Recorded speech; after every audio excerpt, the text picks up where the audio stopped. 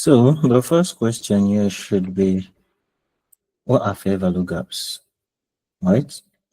Now, fair value gaps are areas. It's actually a term used to describe areas of inefficient price action and imbalances in the market.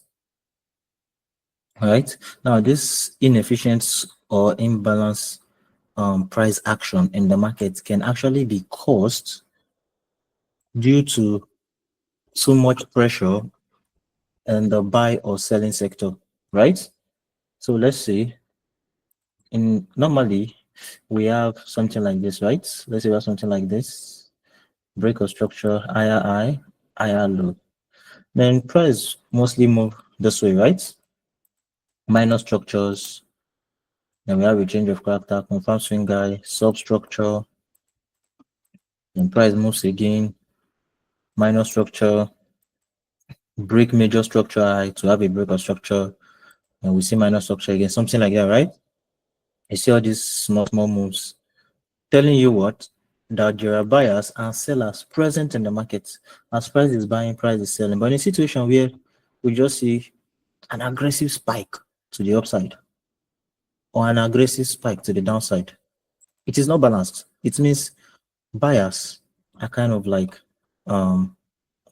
aggressive. Let's just say buyers took over aggressively or sellers took over aggressively. When something like this happens, it leaves what we call gaps in the markets. It leaves what we call gaps in the market where price will most likely come back to react from later in the future. All right.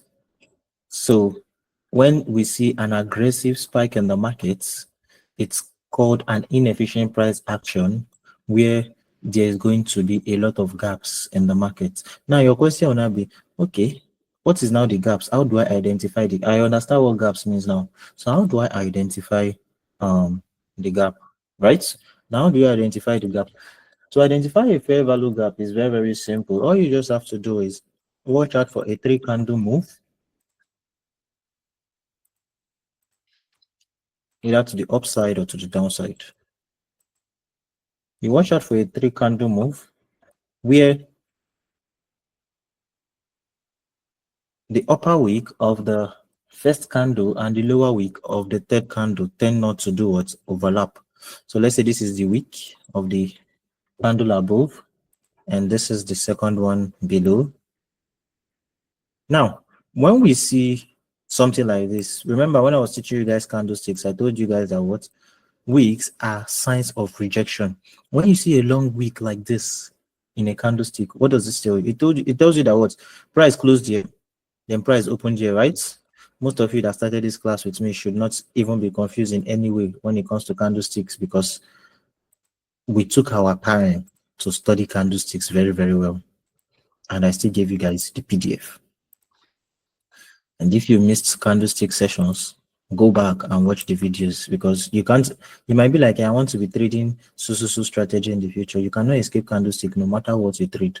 Whether you've decided to trade trend line breakout and retest, or you've decided to trade liquidity trading concepts, you will not escape candlesticks. Never. So go back and learn it. The video is there for you forever, lifetime. Nobody's going to be like, you are done with the class, we are deleting the videos. So even if you wake up tomorrow, the Russians brainwash you and your brain is empty, just log in your email and start afresh. Now, when you see a long wick like this, what does this mean? It means when this previous candle here closed, right? This next candle opened here. Then price dumped. Price came down to this level before it started rejecting. Then it started buying. It means sellers tried to show their power and buyers took over. That was why this week was here. This last point now, indicates what? The last point this candle got to. The last point price got to before price decided to close above here. Now, if the last point the price got to here overlaps with the highest point this first candle got to, overlaps that point like this, This is a balanced price action. There is no gap between them. Buyers came, sellers also did what? Took orders and continued buying. It doesn't matter if there's a bearish candle here or not. The fact that price got to this level before continuing, it means everything here is balanced. Right? There is no gap here, not a fair value gap. But in a situation where we now have this one, we have the second candle, and we have this third candle. Excuse me.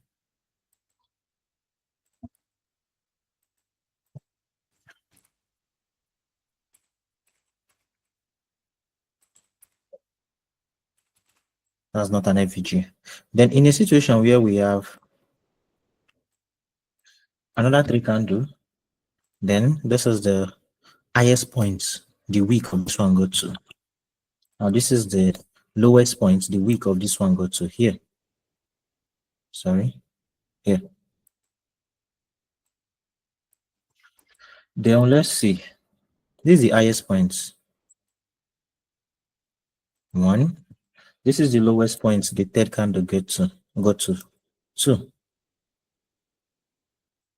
You see this space between this last point and this first one, this space inside here, this space price kept. This is what we call a fair value gap.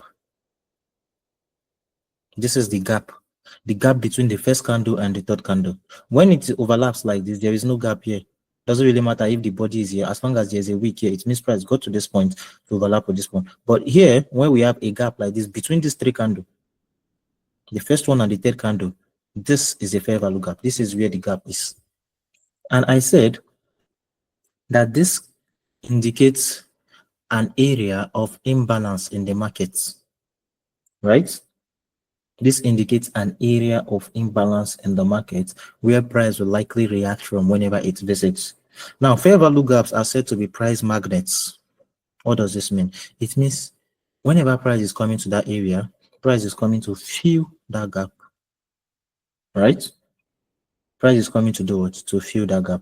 Now, how does price fill fair value gaps? Price is going to fill at least 50% of that gap, which is why to mark your gap from this first candle high and this third candle low, you can just use your gun box tool to do something like this. Right? There are many things to consider to take a trade from a fair value gap, but let's just say you already know what it is. Let's just say we already know what it is. Future classes, please don't take a trade with fair value gaps now. I'm just giving an example. Let's just say we know what it is. To take an entry from this fair value gap, we've measured the area. Price is going to fix to do what? Mitigate at least 50% of it. So we'll likely get an entry from this point. Since price is going to fill 50%, there is no need for us to, sorry.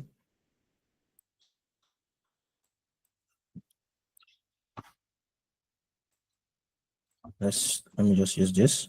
Since price is going to fill 50%, there is no need for us to now put our entry on top this fair value gap, where we know that price needs to fill this fair value gap. Sometimes price fills 100% of it, but since we know that price is going to fill at least 50% of it, we put our entry in the middle of that gap box, at least 50% of that gap box there. So we might not likely do what? See price,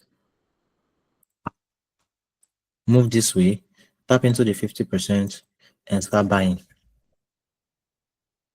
That is one way you can actually use a fair value gap. There are many ways you can use a fair value gap. You can use a fair value gap to validate an entry.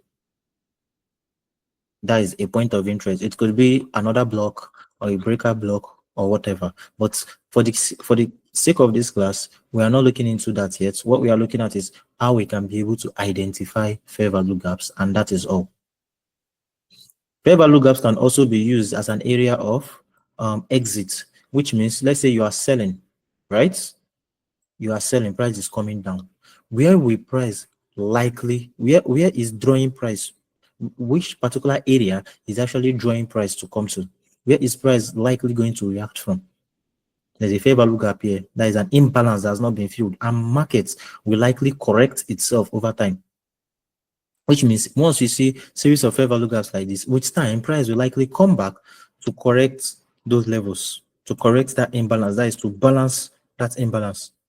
So since you are seeing a fair value gap here and you are selling, you know that price is going to correct this point. You can decide to target this area, this fair value gap, as a point of take profits. So even if you are trading trendline breakout and retest, let's say the structure you are trading, you are seeing a very nice fair value gap above, and let's say it's a bearish structure, you decide to like go against the trade. Let's say this is something, let's say you are trying to short from here. The EU trade I took earlier this month was actually the same thing. You are trying to short from this point. You know price is bullish here. Then you are trying to short from this retest, right? To into discount levels. You are seeing internal range liquidity here. You are seeing internal range liquidity here. The price will likely take another one here. Then you see a fair value gap below here. You can just target that fair value gap as you take profits. When price takes all this out, fills that fair value gap, there is no reason for price to go below again. So you can target that area as you take profits. Simple. Instead of targeting something else, just target that area as you take profits. So one thing you need to understand about fair value gaps is that price will likely come back to correct those levels again, right? Fair value gaps can act as an area of demand. It can act as an area of supply, depending on the structure. If we see, let's say this is a break of structure, right? And we see a fair value gap around this point, depending on other attributes, it can act as an area of supply where price will likely fill that gap and start selling.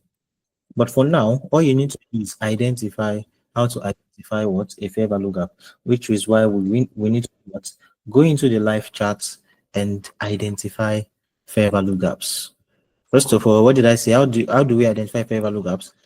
Sequence of 3 candles, 1, 2, 3. The gap between the first and the third candle wicks is a fair value gap. Even if they don't have a wick, the gap between that first and the third candle is a fair value gap. Once it overlaps like this, it is not a fair value gap. Please take notes. So let's go and identify this on the charts.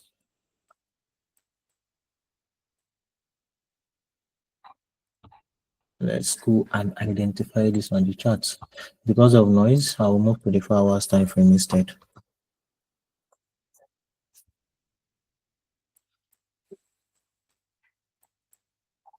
Now, let's start with this.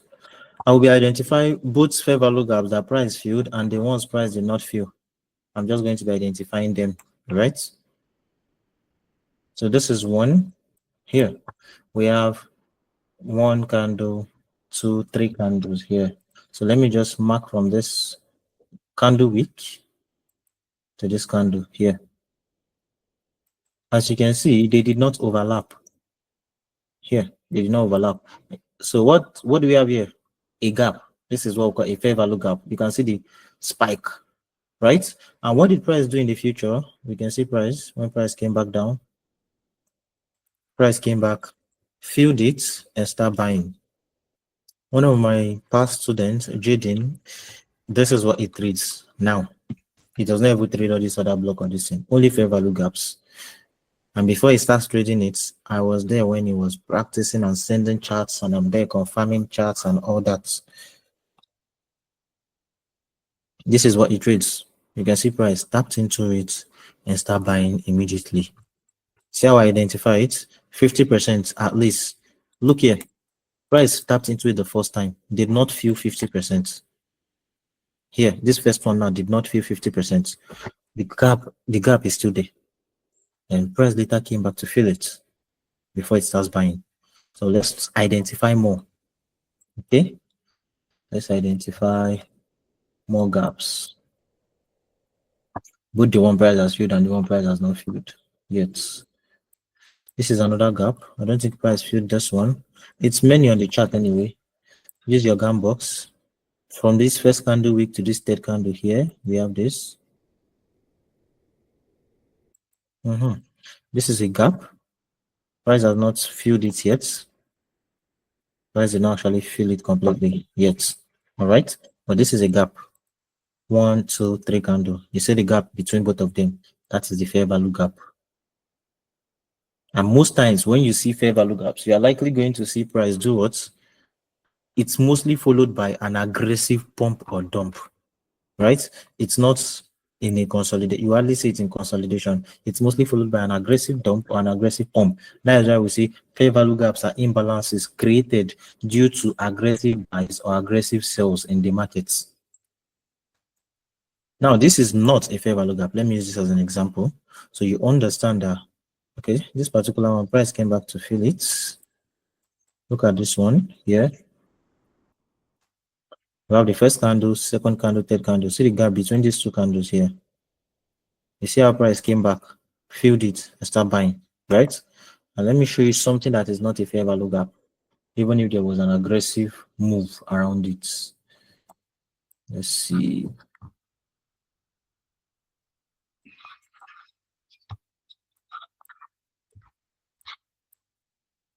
Now look at this. See this move? This is an aggressive pump, right? I can see the first candle. You see the third candle overlap. There is no gap here at all for price to fill. This one now has a gap for price to fill. There is no gap here. This one has a gap. So you can see that when you open your chart, you can be able to spot fair value gaps like multiple times. This is another one, aggressive pump. But look, let's see. Aggressive pump. But what did you see? You see price. After this pump, you see the wicks come back down, pump again, come back down, pump again. No gaps. Then you see this one. There's a gap here. Between this point and this point, there's a fair value gap here. So this is what we call fair value gaps. And you likely see that when there is a fair value gap, you are seeing aggressive moves to the upside, right? This is the current place I'm actually looking at goods to actually sell, to actually buy from here. I think we've talked about this. I was with my private students. This gap, I'm expecting price to come and fill this gap, not this one, or this one as well. This is another gap. We have 1, 2, 3 here. Price has not filled it yet. I'm still expecting price to do what? To dump, to fill these gaps for the next leg up. But when you look at the chart, you'll be able to see multiple areas with a lot of gaps in the market. Multiple areas with a lot of gaps in the market. So when you see multiple areas like this, you will now understand I can't be trading from all these areas. Exactly. So there are more things that you need to consider before you take a trade from a particular fair value gap. But the goal of this session is to acquaint you with fair value gaps. You need to understand how to identify them on the charts. Now, let's say I've already taught you guys something like order block, for instance. And let's say you are looking at this. Which one should I use? Okay, let me use this other block. This happened. Let's say you are looking at this other block. And I said fair value gaps are price magnets. I did not say other blocks are price magnets. Price magnets. Okay, let's say you're looking at this base. So we have rally, base, rally. There's a fair value gap below here for price to fill. Price is going to take your stop loss, fill this fair value gap before buying. Why? Fair value gaps are price magnets. Any POI above a fair value gap like this in an uptrend, price is going to take it out. This happens 80% of the time. If I want to trade this kind of POI, it should be below here. So when price is tapping into this fair value gap, it might likely snipe into that POI before buying, because price is not going to just ignore this fair value gap where it has an opportunity to balance the market. It's not going to ignore it, tap into this POI and start buying. Most times, price is going to do what? Take out that POI, fill the fair value gap and start buying. Somebody asked a question, when are we going to start talking about, when am I going to teach you guys hierarchy of PDRD? That's going to come after liquidity. That is when you are going to understand that price is going to respect fair value gaps even before order block. You will see a nice order block, but once there's a fair value gap, price is going to respect that fair value gap first before order block. It has an hierarchy. All this will be taught. I'll teach you guys all those stuff later. So it's one after the other. But the goal of this class, identify fair value gaps, and that is all. And that's going to be your assignment as well. All right, that's going to be assignment as well. But your assignment is not going to be just identify. I need you to identify a fair value gap that price filled. It doesn't matter if price filled it and continue selling, or price filled it and continue buying. I need you to identify a fair value gap that price has Filled. All right, like this.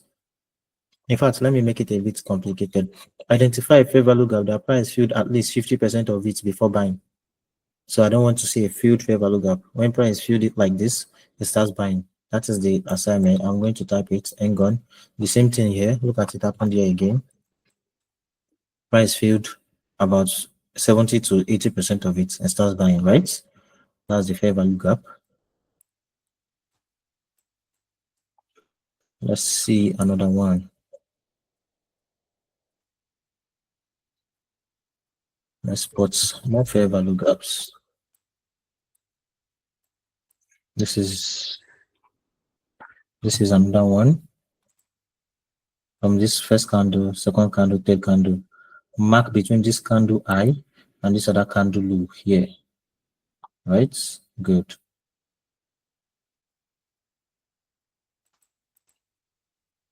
The top of the week, sorry.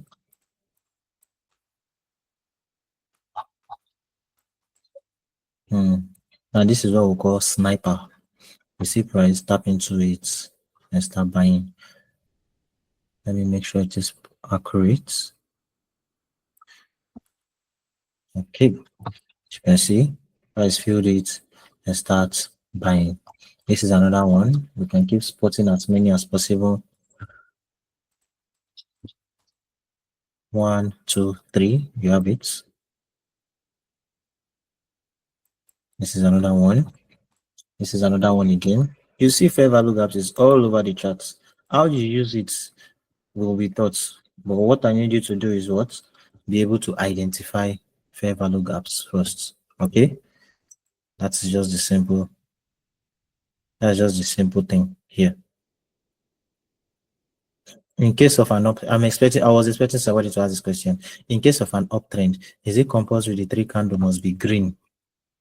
When we say aggressive bias, when we say there was a gap created by aggressive bias, right? Let me use something as an example. Okay. When we say there was a gap created by aggressive buyers or aggressive sellers, it means buyers and sellers are actually in control, right? So you hardly see a bearish, you hardly see an opposite candle in that particular scenario. But the bearishness or the bullishness does not really matter. Yes. The bearishness or the bullishness does not really matter as long as the candlestick closes above. In this case, let me use something like this. Let's say this first candle now. Let's see. Which one should I use? Okay, let me just use this. Let's say this first candle now was a bearish one. Then we have this aggressive bullish one, then this third bullish one. There is a gap between them. It is still a fair value gap. Same thing here. Same thing here. Which one? Okay, this one overlapped already. You will only see a situation where the opposite candle is actually going to be a gap. Now we have this one, we have this two. This is a bullish candle. As you can see, it came back to do what? Overlap. Here. It came back to overlap. This is not a gap. So you're only going to see a situation where, okay, now we have 1, we have 2, we have 3. Now you see this gap in between. You see price coming back to fill that gap more and start selling. This is a bearish move. Aggressive sales. When I was teaching you guys candlesticks, I made you guys understand that the colors does not really matter. When you look at this candle closed bullishly, but this is a bearish candle. This candle closed bullishly, but sellers were more of in control. Here, we have this.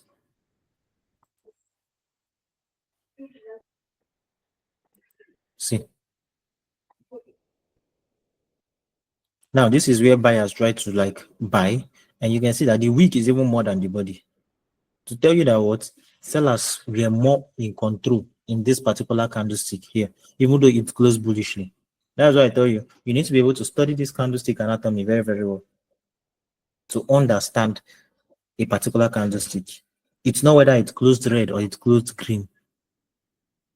This particular candle now, buyers got to, this is 2006.65. Buyers got to 2006.78 and price came back down. This week you're seeing it's even twice the body of this candlestick to tell you how aggressive the buyers were to actually push price downward. And during this particular aggressive move, you saw this gap. You see how price came back to fill it before it continued selling.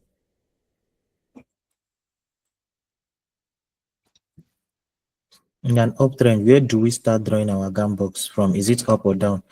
It doesn't really matter. Just connect the low and the high. Look at this now. Look at 1, 2, 3. It doesn't matter if I start from here to connect this first candle week to this last candle week. I can even start from here to connect this candle week to this particular one. The point is connect the first candle week and the third candle week. This is a downtrend. Here you go, right? You connect it. This is the gap. In an uptrend too, I can still decide to let me look for one. Okay, in an uptrend, I can still decide to start from here to connect it.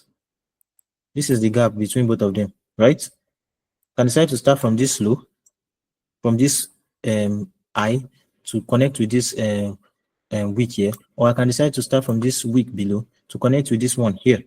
The point is identify that gap between them, confirm that 50% between them as well. It's that simple. So the assignment is this. Excuse me.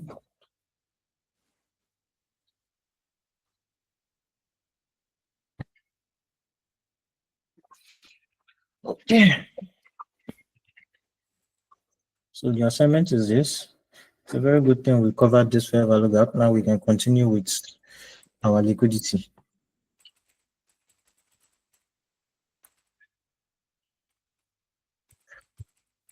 Identify an already filled FVG.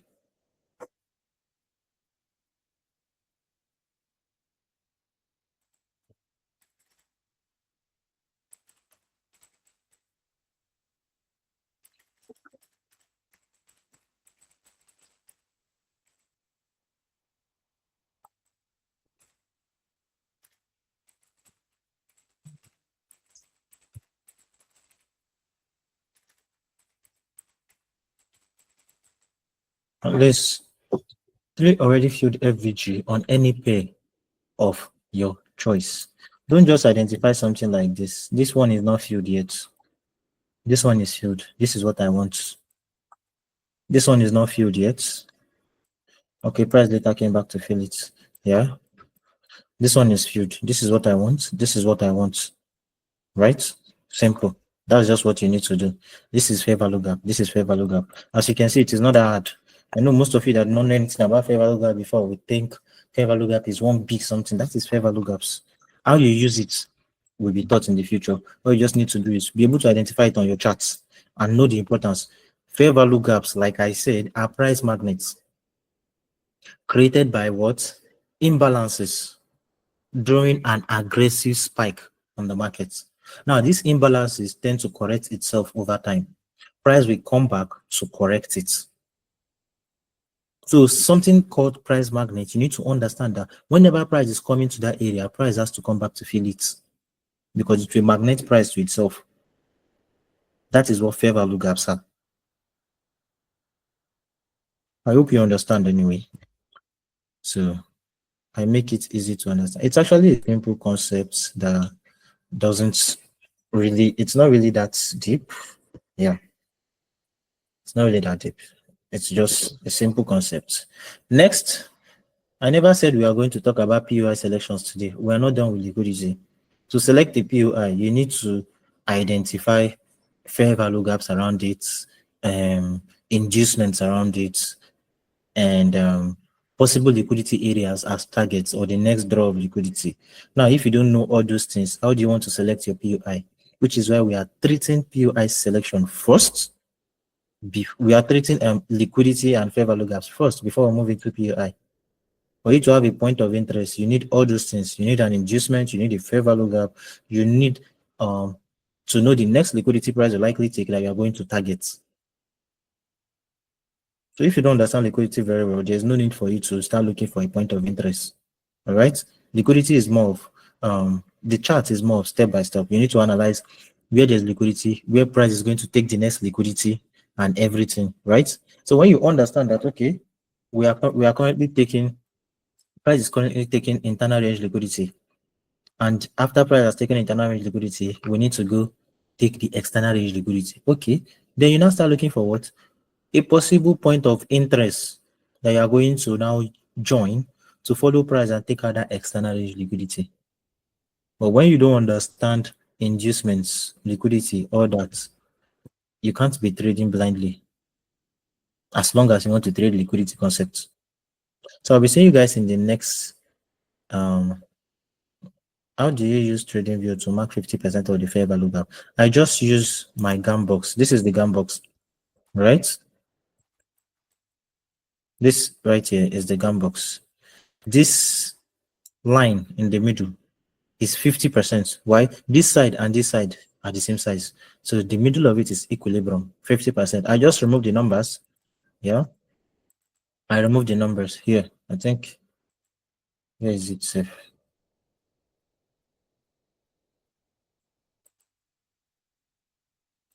I remove the numbers. Where is that numbers again?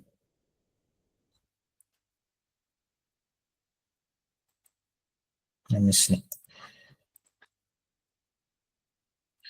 Oh, don't have time for this one. This middle line here, sorry, is the 50%. You can also use your fib tool if you want, but I love using the gambles because it is just easy and very, very simple. This line and this line, this is half, this is half. The line in the middle is 50%. That is why I always use the 50%. This is what I use to measure 50%, whether premium or discount levels or to measure fair value gaps. You can see price taps below 50%, starts buying. Gold is already dumping. Well, expecting it to come below, like lower than this low here. I'll be seeing you guys in the next class on Friday, where we talk about inducements and engineered liquidity this Friday. What if there's more than 3 candles? There can be multiple gaps. Price is going to fill most of them. Look at, let me find an area of multiple gaps. Let's find an area of multiple gaps. It's also as a result of aggressive buys, right?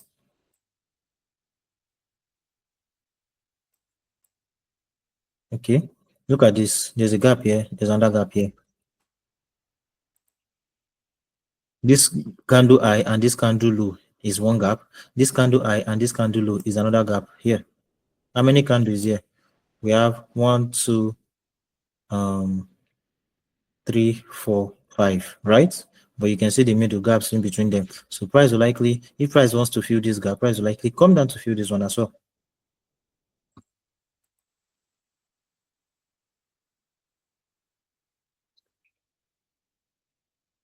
Okay, this section, it will be uploaded tomorrow, hopefully. Yeah. It depends on when Google sends it to us, yeah, because this is Google. They will have to, like, I don't know, download it or whatever, they send it to make it available. Then that's when we upload it. I don't know how the tech team do that, yeah. I just told you don't need to use it as entry for now. The goal is to identify it. Okay. Gwen, we don't need to use it as entry now. Don't take trades with fair value gaps when you don't understand the inducements. All right. Wait till what's it called? What if the candle does not have wick? If it does not have wick, use the top, the edge of the candle. Use the top of the candle. If there is no wick here, but we have a candle here like this, and we have another one and a third one, just use the top and the bottom. There is a gap between both of them. Simple. Okay. So I'll be seeing you guys in the next class on Friday.